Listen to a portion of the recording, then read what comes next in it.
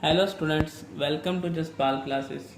तो आज हम कर रहे हैं 9th क्लास के सामाजिक विज्ञान विषय के पुस्तक अर्थशास्त्र का पाठ नंबर 3, निर्धनता एक चुनौती।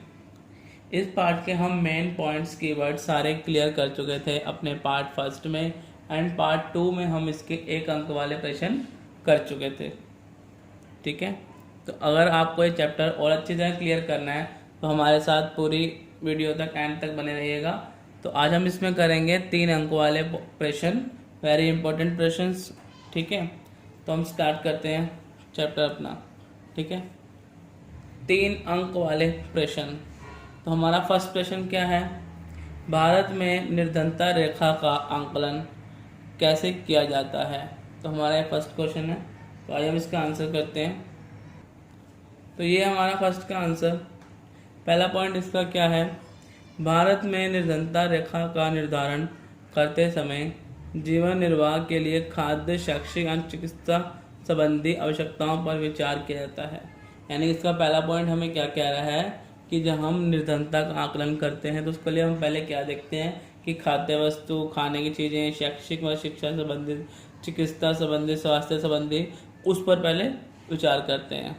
ठीक है, सेकंड पॉइंट हमारा खाद्य आवश्यकताओं के आधार पर निर्धनता रेखा के आकलन का वर्तमान सूत्र वांछित कैलोरी आवश्यकताओं पर आधारित है। यानी कि इसमें हम ये देखते हैं खाद्य आवश्यकताओं में कि कितनी कितनी कैलोरी कहाँ कहाँ चाहिए, शहरी में और ग्रामीण क्षेत्रों में कितनी कैलोरी की आवश्यकता है। ठीक है, थर्ड पॉइंट है इसका 2011 से 12 में किसी व्यक्ति के लिए निर्धनता रेखा का निर्धारण ग्रामीण क्षेत्रों में ₹816 और शहरी क्षेत्रों में ₹1000 प्रति माह किया गया था। तो ये 2011 से 12 का डाटा बताया गया है। उसमें क्या कहा गया था कि जिस व्यक्ति की आय मतलब इनकम जो है ग्रामीण क्षेत्रों में 816 और शहरी क्षेत्रों में ₹1000 प्रति माह जो कमाता है उसके अकॉर्डिंग किया गया था। तो ये हमारे इसके 3 पॉइंट हैं। ओके, तो हम करते हैं अपना सेकंड क्वेश्चन। तो यहाँ हमारा फर्स्ट क्वेश्चन क्लियर हो गया। ठीक है, तो सेकंड हमारा क्या है? भारत में अंतरराज्यीय निर्धनता को किन सूचकों के माध्यम से देखते हैं? तो सेकंड का हमारा आंसर है, पहला पॉइंट है इसका, पंजाब और हरियाणा जैसे राज्य कृषि वृद्धि दर से निर्धनता कम करने में सफल रहे। ये कहाँ कहाँ कम रहे वो बता रहे हैं। और दूसरा क्या है? केरल ने मानव संसाधनों पर विकास पर अधिक ध्यान दिया। और इसका तीसरा, पश्चिम बंगाल में भूमि सुधार उपायों से निर्धनता कम करने में सहायता मिली। तो ये थे इसके 3 पॉइंट। Second clear. अब थर्ड करते हैं। थर्ड क्या है? सामाजिक वैज्ञानिक निर्धनता को किन सूचकों के माध्यम से देखते हैं? कि जो सामाजिक वैज्ञानिक है वो निर्धनता को अपने अकॉर्डिंग देखते हैं, तो उनके माध्यम क्या है वो इसमें हम चर्चा करेंगे। तो इसमें जो है हमारा थर्ड क्वेश्चन, ठीक है, तो उसके हमने क्या इसमें बताना था कि जो सामाजिक वैज्ञानिक निर्धनता को किन सूचकों से देखते हैं। तो कुछ सूचक कुछ इस प्रकार है। निरक्षरता स्तर, निरक्षरता स्तर कितना है? यानी कि जो लोग पढ़े लिखे नहीं हैं। कुपोषण के कारण रोग प्रतिरोधी क्षमता की कमी कितनी है? स्वास्थ्य के अवसरों की कमी या स्वास्थ्य हेल्थ इंफ्रास्ट्रक्चर नहीं है। रोजगार के अवसरों की कमी, एम्प्लॉयमेंट नहीं मिल पा रहा, लोगों को रोजगार नहीं मिल पा रहा। सुरक्षित पेयजल एवं स्वच्छता, कि मतलब कि उनके पास सुरक्षित पेयजल पीने के लिए पानी है, स्वच्छता वहाँ पे कैसी है वो। तो ये सामाजिक वैज्ञानिकों की ओर से निर्धनता के सूचक के माध्यम है, जैसे उसको देखते हैं। ठीक है, इसमें से यहाँ लिखा है कोई 3, तो कोई 3 भी आप इसमें से लिख सकते हैं क्योंकि 3 मार्क्स का। ठीक है, और इसको थोड़ा बना के आगे भी लिख सकते हैं। ठीक है, मैंने कीवर्ड्स की तरह करवा रहा हूँ, पॉइंट टू पॉइंट हमारे आंसर लिखे हुए हैं। आप चाहे इसको अगर लंबा लिखना है लॉन्ग में, तो आप थोड़ा इसको इसी पॉइंट को लेके आगे इसके बारे में भी लिख सकते हैं। ओके, तो हम करते हैं फोर्थ क्वेश्चन। तो फोर्थ क्वेश्चन है हमारा, निर्धनता से संबंधित 3 मुद्दों का उल्लेख कीजिए।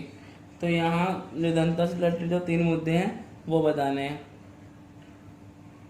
थर्ड हो गया। फोर्थ का आंसर हमारा क्या है?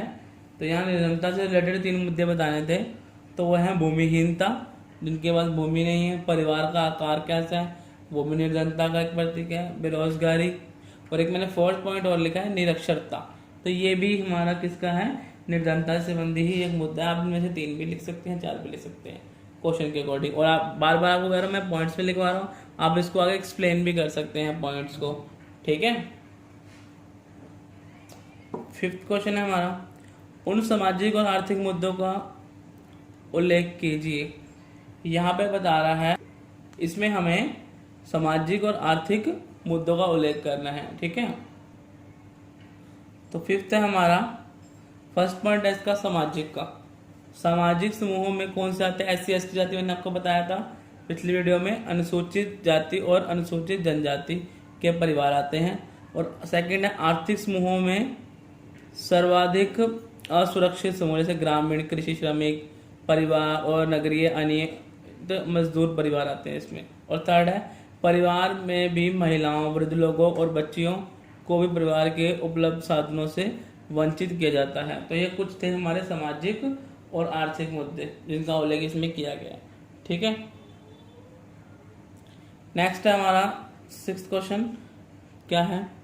भारत में निर्धनता संबंधी चुनौतियों का उल्लेख कीजिए। मतलब क्या चैलेंजेस हैं निर्धनता को लेकर, वो इसमें बताने हैं आपको। तो जो हमारी चुनौतियां हैं 6th क्वेश्चन में निर्धनता की, क्या है? फर्स्ट है न्यूनतम आवश्यकता आय की उपलब्धता, और दूसरा है सभी को स्वास्थ्य सेवाएं जो है उपलब्ध कराना, और तीसरा है शिक्षा, रोजगार और सुरक्षा उपलब्ध कराना। मतलब न्यूनतम जो आवश्यक आय है, कितनी इनकम जो मिनिमम मिलनी चाहिए, ठीक है, वो इसमें उपलब्ध कराना एक चुनौती है। स्वास्थ्य सेवा, रोजगार, शिक्षा, ये सब अगर ये सबको उपलब्ध हो जाए तो निर्धनता तो होगी नहीं, ठीक है। 7th क्वेश्चन है हमारा, किसी व्यक्ति को गरीब कब माना जाता है? तो 7th का आंसर हमारा, किसी व्यक्ति को गरीब माना जाता है जब उसकी आमदनी भी उसकी पूरी आवश्यकताओं की पूर्ति ना कर पाए, और दूसरा उपभोग का स्तर गिर जाए, और तीसरा जब भुखमरी के साथ उसके पास आश्रय भी ना हो। इसका मतलब क्या है कि हम गरीब, किसी व्यक्ति को गरीब कब तब कहते हैं कि जब वो जितना वो कमा रहा है उसमें उसकी ज़रूरतें नहीं पूरी हो रही हैं, ठीक है, और वो जो सामान खरीद रहा है, कुछ भी उपभोग कर रहा है, वो उसका कम हो रहा है खरीदने का। जब इसको इनकम ही नहीं है तो क्या खरीदेगा। और तीसरा पॉइंट है हमारा इसका कि जब भुखमरी के साथ उसके पास आश्रय भी ना हो, मतलब कि रहने की जगह भी ना हो, ठीक है, तो वो हमारे उस व्यक्ति को गरीब माना जाता है। 8th क्वेश्चन है हमारा, भारत में निर्धनता रेखा का निर्धारण करते समय जीवन निर्वाह के लिए किन जरूरतों पर विचार किया जाता है? तो 8th का हमारा आंसर है, फर्स्ट पॉइंट है इसका खाद्य जरूरतों, कपड़ों, जूतों इत्यादि। दूसरा ईंधन और प्रकाश। तीसरा शैक्षिक और चिकित्सा संबंधी जरूरतें। तो ये सब जरूरतें जिन पर ज़्यादा ध्यान दिया जाता है, ठीक है। 9th क्वेश्चन है हमारा, प्रधानमंत्री रोजगार योजना और स्वर्ण जयंती ग्रामीण स्वरोजगार योजना के विषय में लिखें। यानी कि जो यहाँ योजना मैंने आपको बताई थी, हमारे पार्ट फर्स्ट में पॉइंट्स कराए थे जब मैंने चैप्टर्स के, तो वो योजनाओं के बारे में यहाँ पे लिखना है। फर्स्ट है हमारी प्रधानमंत्री रोजगार योजना। इसमें क्या था, यह योजना कब स्टार्ट हुई थी? 1993 में शुरू की गई थी। और इसका प्रयोजन क्या था? ग्रामीण और छोटे शहरों में शिक्षित बेरोजगार युवाओं हेतु स्वरोजगार के अवसर सर्जित करना, कि शिक्षित बेरोजगार जो लोग हैं उनके लिए उनको रोजगार दिलाना। और तीसरा क्या था? लघु व्यवसाय और उद्योग स्थापित करने में लोगों की सहायता करना कि वो अपना बिजनेस शुरू कर सके। और दूसरी योजना कार्यक्रम क्या चलाया गया इसमें? ग्रामीण रोजगार सृजन कार्यक्रम। इसमें क्या थे? यह योजना 1995 में आरंभ हुई थी और इसका प्रयोजन क्या था? ग्रामीण क्षेत्रों, कस्बों में, छोटे नगरों में स्वरोजगार के अवसर सृजित करना। और तीसरा 10वीं पंचवर्षीय योजना में इस कार्यक्रम के तहत 25 लाख नए रोजगार के अवसर सृजित करने का लक्ष्य रखा गया था कि 25 लाख नए रोजगार स्थापित होंगे और लोगों को दिए जाएंगे। ठीक है, तो ये हमारी बहुत इंपॉर्टेंट दोनों योजनाएं हैं। ये एग्जाम में इसके बारे में ज़्यादातर पूछा जाता है। ठीक है, तो हम 3 अंक वाले अपने लास्ट क्वेश्चन करते हैं अब। और 10th क्वेश्चन है हमारा, भारत में निर्धनता दूर करने के 3 उपाय बताइए। तो ये हमारा 3 अंक वाला लास्ट क्वेश्चन है 10वां, निर्धनता दूर करने के 3 उपाय। पहला क्या है? औद्योगिकरण पर अधिक जोर देना। ठीक है, शिक्षा के द्वारा कौशल ज्ञान बढ़ाकर, कृषि क्षेत्र में प्रगति द्वारा कि वहाँ पर भी लोगों को रोजगार मिले, जनसंख्या को भी सीमित करना आवश्यक है। ठीक है, कि जनसंख्या जितनी सीमित होगी उसके अकॉर्डिंग जो निर्धनता भी कम होगी। ठीक है, तो इन अवसरों द्वारा निर्धनता को दूर किया जा सकता है। निर्धनता के 3 उपाय थे दूर करने के। तो इस पार्ट 3 में हमारे 3 अंक वाले प्रश्न खत्म हो चुके हैं। जैसा कि आप यहाँ देख रहे हैं 5 अंक वाले प्रश्न, तो ये हमारे 8 प्रश्न है। इसको हम अपने नेक्स्ट पार्ट 4 में दिखाएंगे। अगर आपको चैप्टर और क्लियरली अच्छी तरह समझना है तो हमारा पार्ट 4 जरूर देखिए। हमारे चैनल को सब्सक्राइब कीजिए हमारे आगे आने वाले अपडेट्स के लिए, एंड लाइक एंड शेयर जरूर कीजिए।